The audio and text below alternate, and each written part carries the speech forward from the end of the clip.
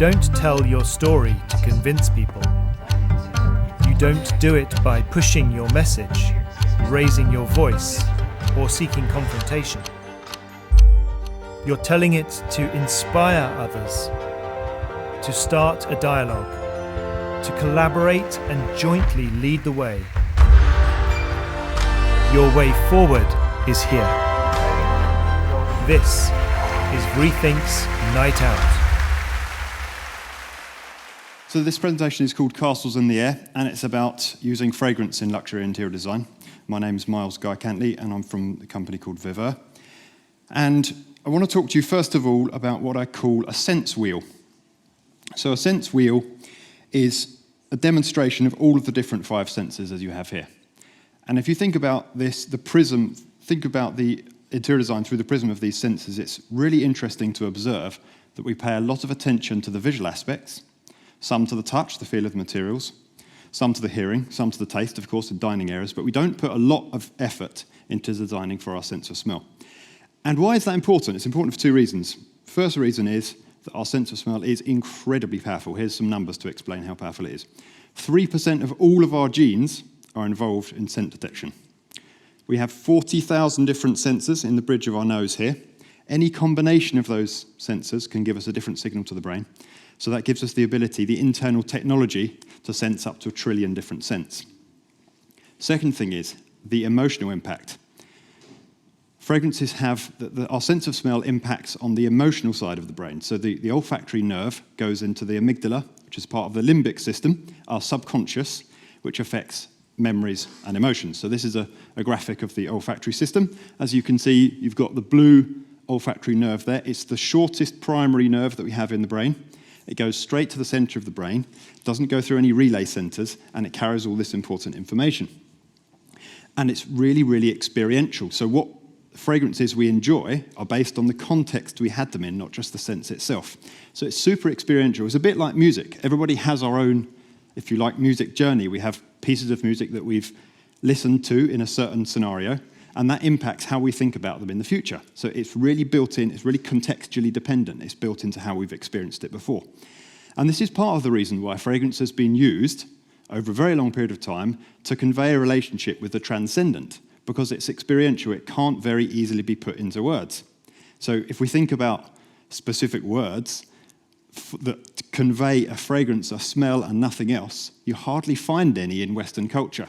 We borrow words from other things, like, for example, green or woody or warm, words that have other purposes, but we've kind of brought them into the olfactory language because we don't have any specific words. Some other languages that we might even regard as more backward have specific words when we don't. So that's really interesting. And what does that mean for interior designers? So we're all interested in interior design, and interior design, especially in luxury, is all about creating emotion. So do we think about the emotion as part of the design of the space? Because when we can overlay a fragrance layer on top of that interior design, we create a completely new layer of design that's experiential. We're all aware of the Greek term biophilia. I hope we are. It comes from the Greek. It means the affinity of humans to commune with nature. And actually, if we use natural fragrances, it's a completely new and unseen way for us to commune with nature in a entirely different way. So what is a fragrance? Fundamentally, it's an oil. It's a chemical. 2 different types of fragrances, which I'll come on to in a minute, but fundamentally, it's a composition of tiny ingredients put together in a specific way to form a coherent whole. And there's a huge amount of delicate input that goes into designing a fragrance, but the result of it is what we call olfactive architecture. If we think about the Latin root of the word perfume, it literally means through the smoke, perfumum. And the reason for that is because in the olden days when they used to experience fragrance, they would actually burn different woods, and those different woods would burn and they would cause smoke, which had a fragrance to it, and that's where the expression came from. Also important to understand the difference between what I'd refer to as a perfume, something that would be sprayed on the skin, come out of a nice bottle, and an ambience fragrance, which has no alcohol in it because it uses atomization, a machine to spread, and therefore it's a much purer substance, and we distribute this through a machine. So that's a very different animal to something we'd spray on our skin. Probably quite familiar with the top, middle, and base note concept. It's used a lot in retail. So a fragrance will be described as having certain top notes and middle notes and base notes. And what this means is that the top notes are more volatile, they evaporate quicker, so they disappear. And what you then get is the middle and the base.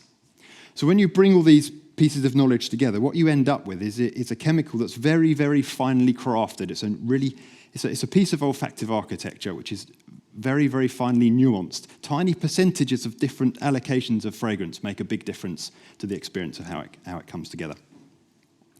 So how can we use this in interior design? Well, it's about distributing the fragrance and putting it over the top of the interior design to create a new layer. And that diffusion process is really, really important because it's easy to diffuse too much or diffuse in some areas too much and we don't get a good spread. So it's really a science all of its own as to how that atomization process happens. Typically, we like to use the air conditioning system if we can to get that gentle distribution, that gentle spread, and make sure we haven't got any hot spots anywhere in particular. It can be done other ways, but generally that's the best way to do it and achieve the best result. What we then find is that creating the correct intensity of fragrance is also super important, and this is actually relatively simple to do. So it's a very simple graphic, demonstrates that by varying the on-off periods of our diffusion device, we can actually vary the intensity. And this is important because some fragrances suit well when they're delivered fairly heavily, fairly intensely, and some just don't. But then we also find that the brain, amazing, quite a clever device, it senses when a fragrance is consistent, it will actually start to filter it out because it's used to the smell. So what we have to do to keep enjoying the fragrance is vary it randomly so that we have on-off periods that are actually random rather than consistent to make sure that we carry on enjoying the experience. So when we bring all these threads together, and we're suffusing our interior designs with a layer of fragrance that creates a level of experience that we're not used to, we haven't used before. They say a picture paints 1,000 words, but a fragrance tells a whole story. So you, all of us, we can experiment. We can use these in our own lives and in different interior designs to create something completely special, and that's how you build castles in the air. Thank you.